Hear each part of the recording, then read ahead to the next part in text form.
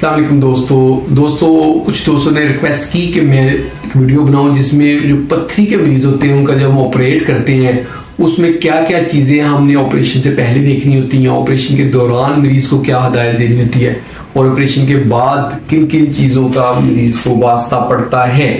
तो चलिए शुरू करते हैं। देखिए होता यह है कि हमने पत्थरी के मरीज की पहले आइडेंटिफाई करना होता है कि पत्थरी है कहाँ पे, उसकी लोकेशन, उसके एक्सरेज या सीटी स्कैन इंपॉर्टेंट होता है। हम ऑपरेशन से पहले वो ऑब्जर्व कर लेते हैं, लोकेट कर देते हैं, पेशेंट की उस साइड को हम मार्क कर देते हैं। फिर हम पेशेंट के टेस्ट करवाते हैं जिसमें सीबीसी करवाना होता है एचबी देखने के लिए और टीएलसी उसमें पता चलता है इन्फेक्शन देखने के लिए। इसके साथ साथ हम पेशेंट का करवाते हैं यूरिया और क्रिएटिनिन देखें पेशेंट के गुर्दों का फंक्शन कैसा चल रहा है। इसके साथ साथ ब्लड शुगर कराते हैं देखने के लिए मरीज को शुगर है या नहीं, अगर है तो कंट्रोल में है या नहीं कंट्रोल में। फिर हम इन्फेक्टिव प्रोफाइल कराते हैं यानी वायरोलॉजी जिसमें हेपेटाइटिस बी, सी और एचआईवी का टेस्ट करवाते हैं। अगर पेशेंट की एज 45 से ज्यादा है इन मरीजों के हम ईसीजी और एक्सरे चेस्ट करवाते हैं ताकि हमें हार्ट का और लंग्स का स्टेटस पता चल सके। मरीज को ऑपरेशन से 6 घंटे पहले हमने खाना पीना बंद करवा देना होता है। मरीज से हम कहते हैं कि 6 घंटे पहले खाना पीना बंद कर दे, कोई चीज नहीं खानी, पानी भी बंद कर दे। फिर जब ऑपरेट करना होता है पेशेंट को हम ऑपरेशन थिएटर में ले जाते हैं, उसकी साइड जो मार्किंग होती है उसको हम कंफर्म करते हैं उसके सीटी स्कैन के साथ और उसका हम उस साइड का ऑपरेट कर देते हैं।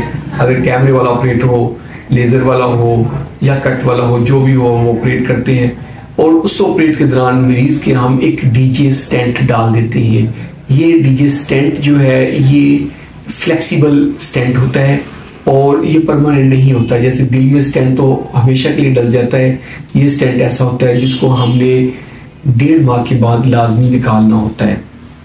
तो इन मरीजों को ऑपरेट के बाद नाली लगती है, अगर कट लगा हो तो साथ ड्रेन भी लगी होती है, जहां ऑपरेट किया होता है वहां पे एक पाइप लगा होता है। उनको हम हर मरीज का डिफरेंट प्रोटोकॉल होता है कि कब वो पाइप हम उतारेंगे। ये जब हम पाइप उतार देते हैं उसके बाद मरीज को हम पाइप उतारने से पहले या पाइप उतारने के बाद मरीज को छुट्टी देते हैं। कुछ मरीजों को हम अगले दिन घर भेज देते हैं और कुछ मरीजों को 2 या 3 दिन के बाद भेजते हैं। पेशेंट घर चला जाता है लेकिन उसको ये याद रखना चाहिए कि उसने स्टिच निकलवाने के लिए आना है। 10 से 12 दिन के बाद हम अगर स्टिच लगे हो तो स्टिच निकालते हैं। अगर कैमरे वाला ऑपरेट किया जिसमें स्टिच लगा ही नहीं है तो फिर किसी स्टिच निकालने की जरूरत नहीं है और 1.5 माह के बाद डीजे स्टेंट लाजमी निकालना होता है और वो बहुत इंपॉर्टेंट होता है। अगर डीजे स्टेंट पड़ा रहे तो उससे बहुत सारी कॉम्प्लिकेशंस होती हैं, जैसे उस डीजे स्टेंट के ऊपर पत्थरी बन सकती है, इन्फेक्शन हो सकती है या वो गुर्दे को डैमेज भी कर सकता है। इसलिए वो डीजे स्टेंट जब हम निकाल देते हैं तो फिर पेशेंट हमारी तरफ से 1.5 महीने के बाद फ्री हो जाता है और इसमें पत्थरी बनने के बार बार चांस होते हैं। मरीज को एडवाइस करते हैं कि वो लाइफ टाइम अपना अल्ट्रासाउंड चेक करवाता रहे और यूरोलॉजिस्ट को चेक करवाता रहे। होप आप लोगों को हमारी ऑपरेट से मुताल्लिक जो इन्फॉर्मेशन है वो पसंद आई होगी। अगर आपको वीडियो अच्छी लगी तो उसको लाइक करें और इसको शेयर करें अपने दोस्तों के साथ और हमारे चैनल को जल्दी से सब्सक्राइब करें ताकि आपको हेल्थ से रिलेटेड अच्छी अच्छी वीडियोस मिलती रहे। बहुत बहुत शुक्रिया।